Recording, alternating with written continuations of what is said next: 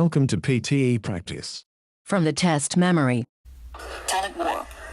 I think there is an intense competition at the moment to hire the most talented and the most intellectually able people.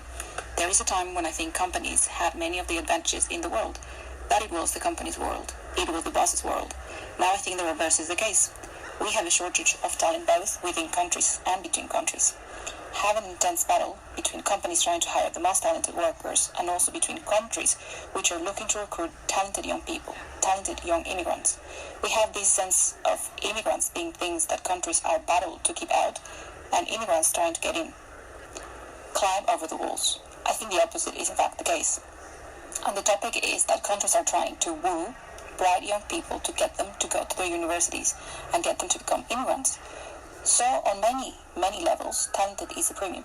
There is a shortage of talent, and so countries, companies, all sorts of organizations, of course, voluntary organization, as well as are competing to hire the best and the brightest. You know, we have a baby boom population which is aging. We have an economy which is becoming more sophisticated. And so for all those sorts of reasons, talent is a premium.